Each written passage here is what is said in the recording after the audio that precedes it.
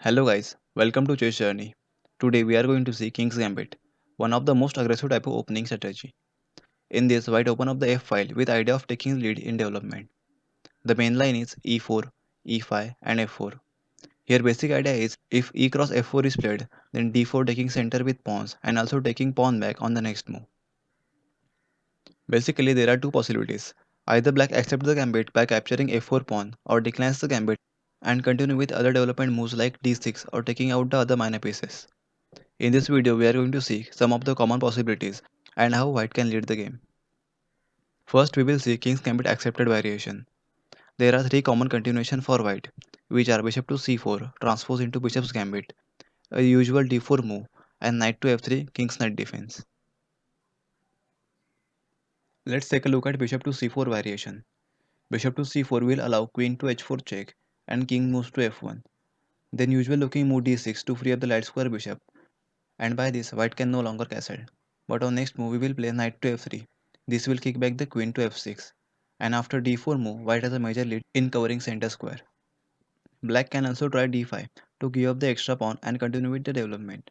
The variation goes like bishop cross d5, knight f6, knight c3, bishop to c5, knight f3, black castle on king side. And after this, both can continue with equal game. Next is d4 mainline variation. In this position, black should give up the f4 pawn to maintain the development.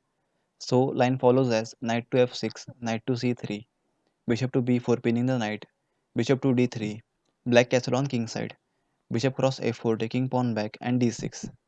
Here also if you take a look on the board, you can see that most of the white pieces are covering the center and only weak side is king's diagonal, but we can easily eliminate this by castling on queen side. Back to second move, if black keeps hang on f4 pawn by taking out queen to g5 or pawn g5, then simply continue with king's knight. This will mess with black's position and we will get some time to develop other pieces. Among all King's Gambit accepted variation, opening with King's Knight is more aggressive response. This move prevents Queen to h4, develops the knight, also holds f4 pawn, and after d4 we can easily take back the pawn. In response, giving up the f4 pawn is best move for black in order to keep up with development. If black keeps attacking on king's side by playing d5, then just continue with 2 knight defense. Then d cross e4, knight cross e4, bishop to g4 pinning knight, queen e2 waiting move, and if black aggressively captures on f3, then knight to f6 is beautiful checkmate. Now we will see King's Gambit declined variations. There are several replies like d5 direct attack on center, d6 or f6 supporting move, bishop to c5 classical gameplay. Let's see declining gambit with counter attacking d5 move. Here capture a d5 pawn.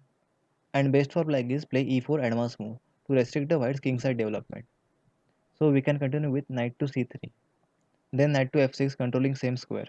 And after this both can continue with equal game. But we still have the extra pawn. Back to opening line, black can also respond with d6 or f6 supporting moves. d6 blocks the dark square bishop path and prevents the move like bishop to c5 or b4. Thus it is not so good for black. Now take a look at f6 variation. F cross e5, f cross e5, queen to h5 check, and after this black will lose the major piece or the game. So if g6 is played, then queen cross e5 check, queen e7, queen cross h8 capturing the rook. Back to queen h5 check. If king moves to e7, then queen cross e5 check, king f7, bishop to c4 check. If king tries to escape by playing g6, then within 6 to 7 forcing move, black will be checkmate. The forcing sequence according to engine is queen to f5 check, king h6, h4, queen to e7, d3 discover check by bishop, g5, h cross g5 check, king g7, bishop to d2, queen e5, queen to f7 checkmate. Back to sixth move, if d5 is played, then just bishop cross d5 check and same escape from g6 variation. Or if queen captures the bishop, then simply e cross d5 and black will lose the queen. Another classical reply after declaring the gambit is bishop to c5 with knight to f6 on next move. Best response for this is knight to f3, the king's knight defense. Black continue with knight to f6, f cross e5 and knight has to go back or the knight cross e4 is played, then d4 attacking bishop, bishop back to b6, and bishop to d3. The knight is trapped. Additionally, on third move, if d6 is played to support the e5 pawn, then continue with c3, then knight to f6, f cross e5, d cross e5, knight cross e5.